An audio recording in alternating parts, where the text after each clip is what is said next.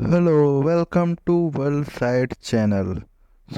Topic start करने से पहले मैं आपसे एक सवाल पूछना चाहता हूँ और जवाब दीजिए। आपको क्या लगता है, इंडिया वर्ल्ड पॉपुलेशन कंट्री कैसे बन गया? क्योंकि इन जो एक्सपर्ट प्रिडिक्ट किया था कि इंडिया वर्ल्ड पॉपुलेशन कंट्री बन सकता है वो 2025-26 तक, पर यह अचानक कैसे बन गया इंडिया?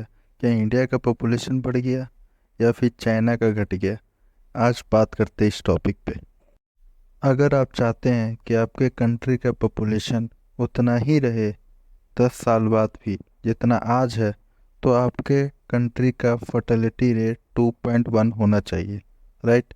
पर आप सोचेंगे कि क्या हम लोग इंडिया का फर्टिलिटी रेट 2.1 है या फिर 2.1 से ज़्यादा है या फिर कम है? तो आपको ये चार्ट देखा था। फिलहाल तो इंडिया का फर्टिलिटी रेट 2.1 मतलब थोड़ा ज़्यादा 2.139 है। ये फिलहाल ठीक है। पर ये चार्ट देखिए, अगर आप पूरा देखेंगे हर साल का, तो आपको समझ में आएगा कि हम लोग का भी पॉपुलेशन घट रहा है। क्योंकि अब देखिए, इसमें 2020 में था 2.200, फिर 2021 में कम होकर 2.179 हुआ, फिर 2022 में 2.159 हुआ और 2023 में 2.139 हुआ। तो अगर आप ये देखेंगे तो सिर्फ वर्ल्ड का नहीं, इंडिया का भी पॉपुलेशन घट रहा है। बस फ़र्क ये है कि इंडिया का थोड़ा कम मार्जिन से घट रहा है और वर्ल्ड और चाइना हो गया या फिर जापान हो गया, वो सबका थोड़ा ज़्यादा मार्जिन से घट रहा है। फ़र्क यही है कि इंडिया का जो फर्टिलिटी रेट है वो अदर कंट्री के कंपटीशन में कम है। इंडिया का भी फर्टिलिटी रेट कम रहा है क्योंकि यूएन ने भी प्रिडिक्ट किया था कि इंडिया चाइना को ओवरटेक कर सकता है 2025-26 तक। फिर ये अचानक 1-2 साल में ऐसा क्या हो गया कि अचानक न्यूज़ आया कि इंडिया चाइना को ओवरटेक कर लिया। आज इसी टॉपिक पे बात करते हैं, जानते हैं चाइना का पॉपुलेशन इतने ड्रास्टिकली कैसे चेंज हो गया और क्यों ये वर्ल्ड के लिए भी एक प्रॉब्लम है और क्यों चाइना के सरकार इसे लेके चिंतित है। आज सब इस टॉपिक पे बात करते हैं। पता होगा कि चाइना का पॉपुलेशन वो कितने साल डिकेड से नंबर 1 पे रहा, मतलब इसके आसपास भी कोई नहीं था। फिर ये चाइना का पॉपुलेशन अचानक चेंज कैसे होने लगे? आपको एक बात पता है, चाइना का जो लास्ट टाइम जो पॉपुलेशन डिक्रीज हुआ था वो 1960 में हुआ था। 1960 के बाद अब जो चाइना का पॉपुलेशन में जो चेंजेस आ रहा है, इसमें बहुत सारे फैक्टर इन्वॉल्व है। पर जो मेन फैक्टर जो चाइना के पॉपुलेशन जो चेंजेस में इन्वॉल्व है वो है ये चाइना का वन चाइल्ड पॉलिसी। चाइना ने जब वन चाइल्ड पॉलिसी लागू किया था तो बहुत सारे एक्सपर्ट ने चाइना को ये वार्न किया था कि चाइना जो ये वन चाइल्ड पॉलिसी ला रहा है, इससे चाइना को मेजर चेंज प्रॉब्लम फेस करना पड़ेगा। क्योंकि फ़िलहाल जो चाइना वर्ल्ड का सेकंड लार्जेस्ट इकनॉमी है, वो बोला जाता है चाइना अपने पॉपुलेशन के वजह से है। चाइना में जो वर्क फोर्स या स्किल लेबर है उसकी वजह से है। चाइना का वन चाइल्ड पॉलिसी की वजह से ड्रास्टिकली चेंज तो हो ही रहा था। फिर आपको पता है उन 2019-20 में कोरोना आ गया, उसमें चाइना का जो डेथ हुआ है वो चाइना ने कभी रिवील ही नहीं किया कि कितने उसके पॉपुलेशन में डेथ हुआ है। पर उसके बाद उस टाइम चाइना ने अपने पॉपुलेशन में ड्रास्टिकली चेंज देखा। उसके बाद जब वन चाइना पॉलिसी लाया, अगर वुमेन को तो पहले तो चाइना का पॉलिसी बहुत हार्ड था कि कोई भी अगर शादी करेगा तो एक बच्चा से ज़्यादा नहीं कर सकता। पर अगर मान लो कोई वुमेन शादी किया, वो इसके अगेंस्ट चल गया, तो इतना हार्ड कानून है चाइना का। या तो चाइना उससे जो दूसरा चाइल्ड होता है उसे अबॉर्शन करा लेता है, या फिर वो वुमेन पे या फैमिली पे इतना हेवी फाइन डाल देता है कि अब इसका रिजल्ट क्या हो रहा है कि कोई चाइना में लड़की शादी नहीं करना चाह रहा। जब चाइना ने वन चाइल्ड पॉलिसी लाया तो वहाँ की जनता खुश नहीं थी, वहाँ के पब्लिक वन चाइल्ड पॉलिसी से खुश नहीं थी। फिर जब अगर मान लो कोई वुमेन बोलती कि नहीं मैं खुश नहीं हूँ, मैं सेकेंड चाइल्ड करूँगा, और जब सरकार को पता चलता है कि कोई वुमेन सेकेंड चाइल्ड कर रही, तो या तो सरकार उस सेकेंड चाइल्ड का अबॉर्शन करा देता है, या फिर उस फैमिली पे इतना हैवी जुर्माना डाल देता है कि वो दोबारा सोचते ही नहीं है करने का।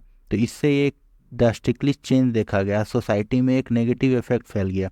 जिसके चलते हुआ क्या कि अब लोग वहाँ के जो चाइना के लोग हैं वो तो वुमेन वो शादी नहीं करना चाह रही। अब मान लो जो शादी कर रही है वो बच्चा नहीं करना पा रहा, तो इससे सरकार को एक नेगेटिव इफेक्ट दिखा।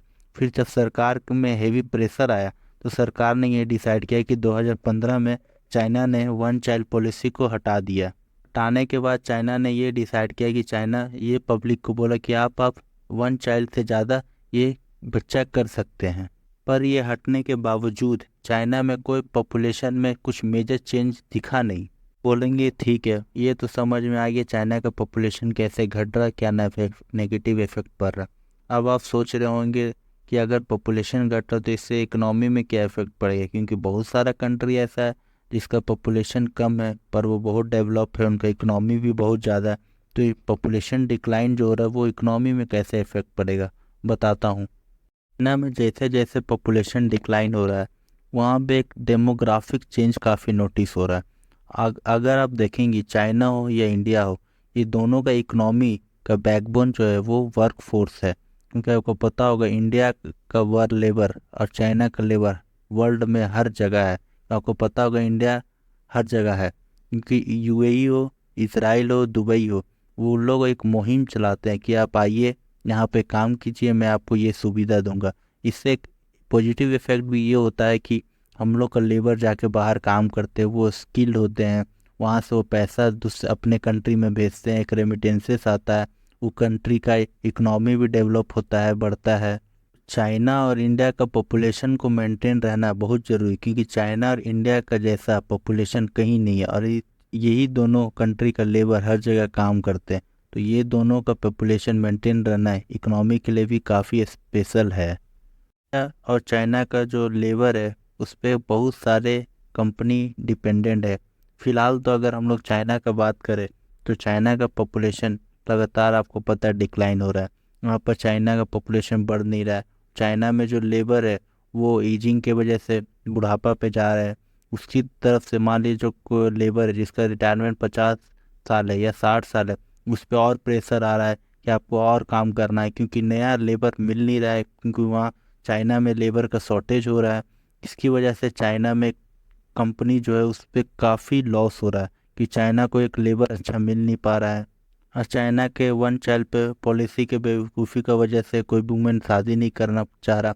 अगर मान लीजिए कोई शादी कर रहा है जिसका एक बच्चा है, वो चाइना में रहना नहीं चाह रहा, वो चल जा रहा है बाहर काम करने, तो चाइना में लेबर का कमी हो जा रहा है, चाइना में कंपनी का लॉसेस हो रहा। तो चाइना को अब सोचना पड़ेगा कि आखिर वो करे क्या अपने पॉपुलेशन को मोटिवेट करने के लिए, जिससे उसके पॉपुलेशन का एटलीस्ट घटे ना, मेंटेन रहे, ताकि कुछ हो तब आगे। नहीं तो अगर ऐसी ही पॉपुलेशन डिक्लाइन होने लगा तो इंडिया को चाइना को ओवरटेक करने में ज़्यादा टाइम नहीं लगेगा इकोनॉमी के मामले में, क्योंकि हम लोग का भी इंडिया का भी लेबर अब स्किल्ड हो रहा है धीरे धीरे, और वो भी जाके बाहर काम कर रहे, इकोनॉमी यहाँ बढ़ रहा है इंडिया का, आप देख ही रहे कैसे। तो इंडिया चाइना का लेबर हो या वर्क फोर्स हो, कुछ भी हो, चाइना इंडिया चाइना काफ़ी इम्पोर्टेंट है वर्ल्ड इकोनॉमी के लिए। से चाइना का पॉपुलेशन घट रहा था। आपको पता होगा 2022-23 में इंडिया वर्ल्ड का नंबर 1 पॉपुलेशन कंट्री बन चुका है। इंडिया चाइना को 2022-23 में ओवरटेक करके वर्ल्ड का नंबर 1 पॉपुलेटेड कंट्री बन गया। फिलहाल जो चाइना का फर्टिलिटी रेट है वो 1.7 से भी नीचे आ चुका है। अगर आप चाहते हैं कि आपके कंट्री का पॉपुलेशन उतना ही रहे जितना आज है, उतना ही 10 साल बाद भी रहे, तो आपकी कंट्री का फर्टिलिटी रेट 2.1 होना चाहिए। पर चाइना कहाँ 2.1 से 1.7 आ चुका है। तो समझ रहे कितना का डिफरेंस है।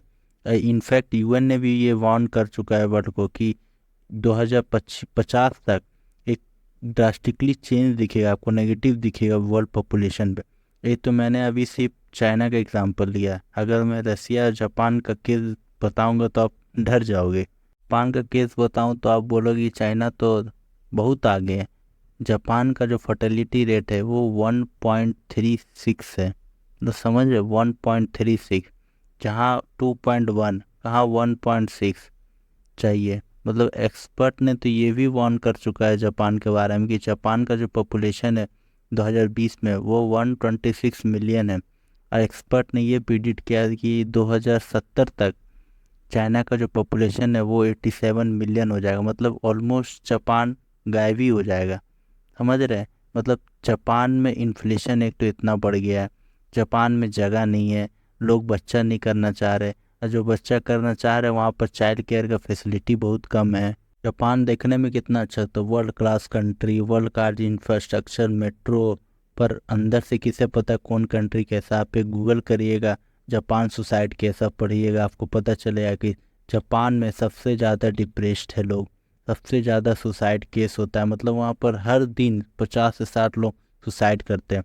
इनफैक्ट जापान के सरकार ने तो एक कैबिनेट भी अप्रूव कर दिया, जो कैबिनेट ऑफ नॉलेज, जो ये जिसका काम ही यही है देखना है कि उसके लोग क्यों डिप्रेस्ड है।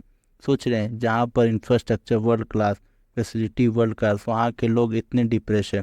अभी इसका चलते वहाँ का पॉपुलेशन ड्रास्टिकली चेंज हो रहा है, मतलब चाइना से भी खतरनाक है। अभी तो मैंने बस आपको एक चाइना जापान का एक एग्जांपल दिया, अगर रशिया यूक्रेन के बारे में बताऊंगा, से यूक्रेन का भी सेम केस है, क्योंकि पता है अब ये दोनों कंट्री वॉर में उलझ चुका है, जहाँ का पॉपुलेशन अब लगातार डिक्लाइन हो रहा है। क्योंकि वहाँ पॉपुलेशन की वजह से जो थोड़ा मिडिल क्लास से ऊपर जो थोड़ा एफर्ट कर सकता है, अपर मिडिल क्लास, वो कंट्री छोड़ के चल जा रहे हैं। और रसिया में तो ऐसा सिचुएशन आ गया है कि वहाँ पर लड़ने के लिए, रसिया के लिए वहाँ पर आर्मी नहीं कम पड़ रहा है, क्योंकि रसिया के जो लोग हैं वो रसिया के देश से प्यार करते नहीं हैं। और रसिया की सरकार को अब क्या करना पड़ रहा है, तो वहाँ जो प्रिजनर में जो क्रिमिनल है, मर्डर है, आतंकवादी है, वो सबको ट्रेन कर रहा है कि मैं आपको जेल से निकाल दूंगा, आप मेरे लिए यूक्रेन के खिलाफ लड़िए। यूक्रेन हो या रसिया हो या जापान हो या इंडिया हो, सबका सेम केस है। यूएन ने भी यही प्रिडिक्ट किया है कि आप देखेंगे कि अब ये वर्ल्ड में एक ड्रास्टिकली चेंज आएगा, चाहे वो इंडिया हो जिस पे कम फर्टिलिटी रेट कम हो रहा है, या फिर चाइना हो जिसमें 1.7 है, या फिर जापान हो 1.3 हो। एक मतलब चाहे कोई भी कंट्री हो, हर कंट्री में एक पॉपुलेशन डिक्लाइन हो रहा है, जिससे एक इकोनॉमी भी अफेक्ट पड़ेगा। तो समझ के इस टॉपिक क्या था। फिर अगर कुछ और नया टॉपिक पे मैं फिर एक नया वीडियो ले आऊँगा।